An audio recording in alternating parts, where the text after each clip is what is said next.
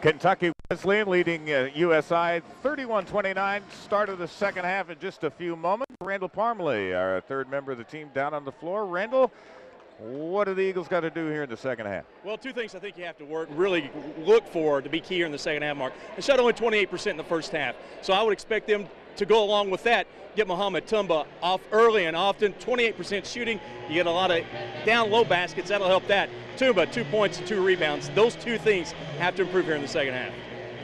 Brody Brochier's up here with me, high above center court. Thank you, Randall. Doing a great job tonight. It is Duncan, Gant, Hogg, Trotter, Tumba, same five we started. How do you get Mohamed Tumba off? Yeah, you just got to make sure he's active and find ways to get him the ball. Once he has the ball, he's usually pretty productive with using it and using his body to get in good position to get easy buckets. Here is Tumba inside, double team, kick it back out to Duncan, and he moves it to Gant along the left side.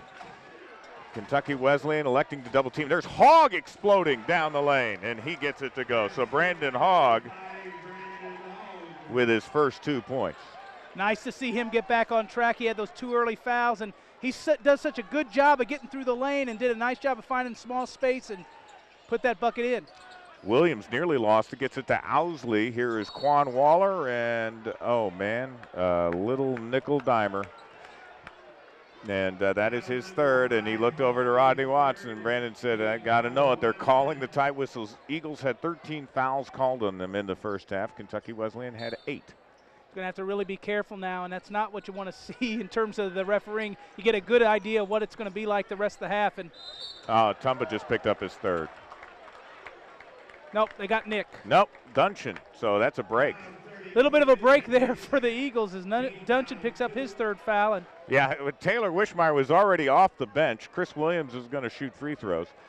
So just to go over this lineup for Kentucky Wesleyan, the same five who started the game on the senior night out there as well. Owsley getting to start in the second half. So did Jay Ivey. And speaking of guys, I mean, he was knocked out of the game very early with 2 fouls in the first 2 minutes of the game.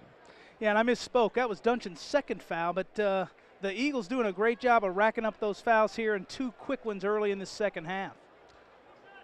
So Chris Williams will be at the line, and he is another one of the seniors, and he hit the only 3-pointer for him there in the first half and knocks down the free throw. This is an excellent shooting team. He is a captain, went to Woodford County High School, Air Force Prep. He is a 4-year player, so this is an emotional day for him, and he's a terrific, terrific player. Knocks down both free throws. Kentucky Wesleyan up by 2, early second half. Tumba with the ball. Hogg has it, watched by Waller. They've got Trotter. Now here is Duncan, watched by Young. Now they have Tumba back by Ivy. Muhammad to the baseline, whistle and a push. And I think it's going to be on Ivy. Yep, that's his third. Equal opportunity touch fouls here on both sides. Tumba recognizing, got out of that double team real quick. You saw Young kind of step in, and Tumba was able to spin away from that and pick up the foul. Eagles got to get it in. They finally do to Tumba, and he's going to back in on Ivy. Nice cut to Duncan, who blew the layup. Oh, and Tumba got away with an over the back, or did he? Nope. They waited for it, and Mohamed Tumba going to be called for his third foul. Not the worst possible start you could have if you're an Eagles fan here. 2 quick fouls for the 2 starters that had 2 at the end of the half, and both those guys now with 3 fouls. They've left Brandon on the floor, but Tumba's going to take a seat. And in comes Isaac McClure, or Wishmeyer, I should say. Wishmeyer is in. They've got Young battling Duncan. Usually we'd see McClure, but you may see him next whistle or 2. Ivy at the high post, hand it to Owsley. Owsley driving, fading, missing, rebound Wishmeyer. Foul on Wishmeyer.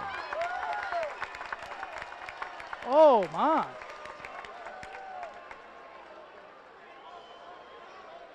And Rodney Watson just peered down at the next whistle. Already 4 team fouls. We haven't even played 2 minutes of this second half. And there's Waller driving and scoring. Free anticipating that pass, and Jared follows the play up, and you love to see that kind of hustle, and Remmel gets 2 points out of the deal. 37 all, and there is McFarland called for the offensive foul as Wishmeyer took the charge. He was camped there. Great job by Wish there, getting in position to take the charge, and Toomba's going to come back into the game. Some good minutes by Wishmeyer there. And we will take a break. That will be after a timeout. We're all tied up with 15:01 to go in the game. From the Sports Center, this is USI Basketball on the News 25 Sports Channel. The women and the men could decide an awful lot in the GLVC and in the region, and Kevin Gant has that ball kicked away after the timeout as USI looking to take the lead for the first time in the second half. They get a chance to regroup there. It's not exactly how they wanted to start that possession, I don't think, and now they're going to reset. Kevin Gant, senior captain, point guard leader. Remmel around a cut, open for three. Looks like that's the play they had designed, and Remmel knocks it down, and second three-point basket for the Eagles is a big one as they now take a three-point lead. Remmel with 8. Eagles up 40-37. Ivy, backdoor cut. Waller missed the layup. Duncan able to bother him. Now the ball knocked loose. It's McFarland who gets it, finds Young, and he'll lay it in. Great look there by McFarland, able to thread the needle in such a tight space, and Young is the beneficiary. 1 point lead. Tumba calling for the ball. He has 3 fouls. Ivy, the guy guarding him, has 3. Intensity of this game just got ratcheted up a notch. Fans are into it. Ball knocked loose and out of bounds. Jared Remmel spent such a great addition to this team, and they've used him so well. Coach Watson the other day said, boy, I really wish we had him for another year. The transfer from Arkansas, small school in Arkansas, the Central Arkansas, Division I school. And he really has played like a D1 player here the last month or so. Duncan to Tumba. Here is Gant. Finds Tumba underneath, and Muhammad threw it away. They're saying, and he looked to the sidelines. Derek Tillman said, go up with it. Yeah. Little too unselfish on that possession was Tumba. Well, you know, you look at potential players of the year. Muhammad Tumba would be one of those considered, even though he doesn't average a lot. His rebounding, his block shots, I mean, just what he is. But tonight, he has not been able to get anything going, just 2 free throws. Very few rebounds, very few opportunities. Kentucky Wesleyan can retake the lead with this possession. This is Quan Waller. Trying to get him going. Drives the baseline around a screen. Tumba bothered the shot. Waller gets it back and lays it in. Waller doing a nice job of following his own shot. Both those players went up for the block, and it left Waller the opportunity to snare that rebound and put it back in. 7 for Waller. Panthers up by a point. This is Hogg. Give and go to Tumba. Leans in. Offensive foul. That'll be Tumba's 4th. That's huge. Going to bring in Nick Evans. Frustrating night so far for Momo. USI without a field goal here in about the last 4 minutes. Randall Parmalee on the floor. Randall? Muhammad Tumba is going to be checking back in, Mark, with 8 minutes to go, of course, with 4 fouls, so keep an eye on that. Rodney Watson told his guys, let's hit 3 shots in a row. We hit 3 shots in a row. We got control. He also emphasized weak side rebounding. Let's see what happens now with Kentucky Wesleyan getting an opportunity here to get their biggest lead of the second half. 3 points to the lead right now. Anthony Young feeding it down low. Marcellus Stewart banks it in on McClure. Nice set there by the Panthers. They did exactly what they wanted on that possession and extend their lead to 5. McClure feeding it to Tumba. Now Remmel to C.J. Trotter. Here's Remmel driving down the lane. A little scoop is off. Couldn't finish. Rebound Williams. It's a 4-on-2. Williams feeding it to Stewart. Back to Williams. Layup good. That transition defense, they've lacked that transition defense, and the Eagles now face their largest deficit, down 7. They're going to get a timeout. And the fans here in the Sports Center, let them know about it. 3,800 on hand here tonight. There in the background, enjoying it. And go ahead. That set play after the timeout, you saw the Panthers pull Tumba out of the inside and get that ball into their big, and he was able to take advantage of Isaac on that set play, and it was pretty, and it was exactly what they wanted. And then on the other end, off the missed shot, Remmel driving, and the floor balance not there, and the Panthers took advantage with the 4-on-2. Yeah, that transition defense was a problem in the first half. That's the first time we've seen that problem here in the second half, but it's costly as the Panthers now have their biggest lead. So it's 54-47. Kentucky Wesleyan with their biggest lead of the game, USI's biggest lead, 4 points. And so it has been one of those types of games where just about every possession means so much. And now what does USI do in order to get back in it? Obviously they have had opportunities at that last full timeout. Teams were shooting 35% for the Panthers, 31% for the Eagles. And they just have not been able to execute on the offensive side of the ball. No shots falling, whether they've gone inside or really looked from the outside. A couple of spurts, but nothing in particular really standing out for the Eagles offensively. Well, give credit to Kentucky Wesleyan because they were embarrassed in Evansville by what USI did, shooting 72% in the second half. And they have come on and played a whale of a defensive game. Trying to get a backdoor cut. Hogg's going to drive the. Gets grabbed on the way in. Yep.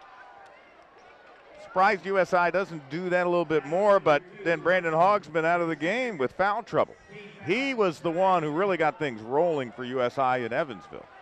And they go back to him here tonight. He's gone to the line now here several times, and they've got to keep him in the game because he seems to be a weapon on the offensive side that they've been able to utilize.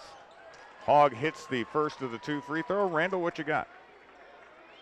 Randall Parmalee. Rodney Watson told his team to stay emotionally calm over the final 6.5 minutes. He said, guys, let's stay poised out there. This game's winnable. Hogg very calmly sunk the first and second free throws. I think both teams now will be in a 2-shot bonus rest of the way. Travis Owsley for Kentucky Wesleyan gets it to Chris Williams. Williams driving on Trotter. Dumps it off left side. 3 on the way. Good. Cardell McFarland. Or correction, Marcellus Stewart. And it's an 8-point lead for Kentucky Wesleyan. Trotter to Gant to McClure. On the weave. Trotter. Wild shot. No. Trotter able to save Gant. To Hogg. Driving, pull up, way off, rebound, Tumba knocked out of bounds. Should be USI's ball. It is. Really thought that went off of Tumba, to be completely honest, but they get the call. Whenever the player, and the officials will tell you that's a tough call to make, but it was the. Oh, there's a foul as Tumba will go to the line. Young will be called for the personal. But officials will tell you when a player pushes that ball, they are going to give the ball to the other team. So Tumba will be at the line. Eduardo Galena set to check in for the Eagles. Tumba sinks the first free throw. Has not had a field goal tonight. No. Yeah, Wesleyan certainly has done a great job on him. 57-50. And again, it's been defensive stops time and time again. If it had not been for great free throw shooting, as Tumba misses, and it's a 7 lead, this game may have gotten away from USI even earlier. Quan Waller getting it to McFarland. Cardell watched there by Hogg. Williams off the switch. Eduardo Galena back in. Oh, they leave McFarland open. That's a mistake. Cannot do